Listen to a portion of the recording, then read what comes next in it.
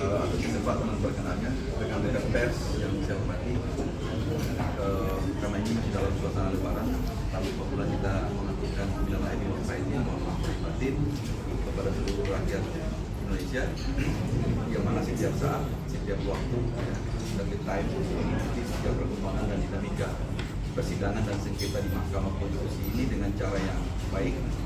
Dan kami juga tak lupa menyampaikan terima kasih yang sebesar-besarnya kepada TNI Polri yang mana telah memastikan seluruh tahapan dan proses ini berjalan secara kondusif sehingga Mahkamah Konstitusi sampai dengan besok nantinya insya Allah akan menyelesaikan seluruh tahapan dan agenda konstitusionalnya dalam rangka untuk menyelesaikan sengketa Pilpres 2024 ini. Ini yang pertama.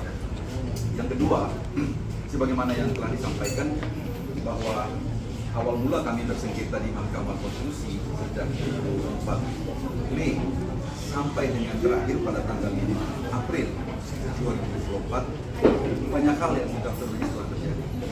Yang pertama saya ingin katakan bahwa proses persidangan itu walaupun dalam konteks speedy trial, tapi Mahkamah Konstitusi telah berhasil untuk betul-betul menjalankan fungsi dan kewenangan konstitusionalnya dengan cara yang benar, dengan cara yang baik, dengan cara yang imparsial, objektif, memperlakukan seluruh pihak yang bersengketa itu secara proporsional tentunya. Jadi tidak ada yang diistimewakan. Semua pihak, baik pemohon, pihak terkait, termohon, pemberi keterangan, seluruh diperlakukan dengan cara yang proporsional. Sebagaimana yang kita ketahui bahwa prinsip audi et alteram partes dalam proses persidangan itu betul dijaga oleh Mahkamah Konstitusi. Ada kuota waktu diberikan secara sama, ada kuota untuk pemberian keterangan, saksi, ahli, alat bukti dan segala macam. Semuanya diberikan secara seimbang dan sepadan tentunya. Jadi tentunya ini kita harapkan bahwa nantinya seluruh proses ini akan melahirkan satu prinsip yang kita kenal sebagai bagaimana untuk menegakkan keadilan substantif itu betul-betul terjaga dan terwujudkan melalui palu hakim Mahkamah Konstitusi nantinya. Yang kedua, yang ketiga, kami ingin katakan bahwa oleh karena seluruh rangkaian proses persidangan itu sudah dilangsungkan dengan cara yang sangat partisipatoris, yang sangat transparan, tidak ada yang ditutupi, semua alat bukti dibuka dalam persidangan yang terbuka, tidak ada yang di skip, semuanya memang disaksikan langsung oleh masyarakat melalui persidangan yang terbuka ini. Maka tentunya seluruh insinuasi, seluruh alibi, seluruh alasan dalam permohonan-permohonan itu telah terkonfirmasi melalui alat bukti, melalui saksi, melalui ahli, maupun keterangan yang diberikan oleh pemberi keterangan.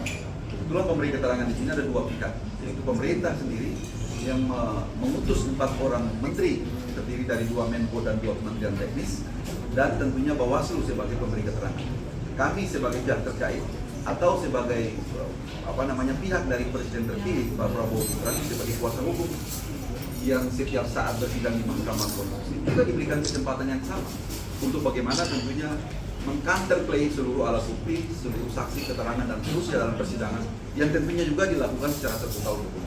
Dengan demikian kami meyakini sungguh bahwa nantinya pada tanggal 22 April besok insya Allah putusan Mahkamah Konstitusi itu sebagai satu solusi konstitusional, sebagai produk yang definitif yang tentunya kami harapkan sungguh untuk seluruh pihak dapat menerima sebagai satu fakta hukum, sebagai satu fakta politik, sebagai sebuah fakta yuridis tentunya, sebagai alat penyelesaian masalah. Jadi hakikatnya pengadilan ini kan dibentuk di seluruh dunia ini menjadi suatu asas universal.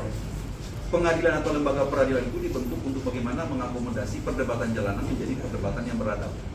Sehingga dengan demikian apapun yang diputuskan oleh pengadilan tentunya kita hormati dan hargai sebagai satu bentuk penyelesaian dengan cara yang beradab, dengan cara yang baik, tentunya untuk diterima dan sekaligus untuk mengakhiri seluruh dispute yang terjadi di kalangan kita sendiri. Yang keempat, saya ingin katakan bahwa agenda ketatanegaraan ini menjadi sesuatu yang sangat krusial. Sehingga dengan demikian dalam undang-undang itu sendiri telah membatasi, telah mengatur sedemikian rupa limitasi-limitasi yang diatur agar barangkali dalam berproses itu, dalam bersengketa itu ada akhir. Karena kenapa yang saya katakan, berkali-kali saya katakan dalam berbagai forum, bahwa itu mengatur prinsip disciplinary of order, bahwa setiap perkara, setiap perselisihan ada akhirnya. Dengan demikian, dalam beberapa bulan ini banyak energi yang terkuras, perdebatan-perdebatan baik politik, akademik, maupun perdebatan-perdebatan yang menguras emosional dan seterusnya, kami himbau agar nantinya dengan putusan MK ini dapat mengakhiri semuanya. Karena kita sudah percaya bahwa MK telah melaksanakan tugas dengan cara yang prudent, dengan cara yang kredibel, maka apapun hasilnya, apapun produk putusannya, kita harus terima dengan cara yang lapang dada, dan kita harus menganggap bahwa itu adalah satu penyelesaian yang tentunya sangat bermartabat. Dengan demikian, kita akan melangkah kepada agenda-agenda ketatanegaraan selanjutnya, bahwa nantinya pada tanggal 20 Oktober 2024 itu salah satu agenda yang sangat krusial bagi bangsa ini adalah pelantikan presiden dan wakil presiden terpilih, yang tentunya secara definitif yang telah diuji melalui seluruh tahapan dan proses dan rangkaian yang cukup panjang.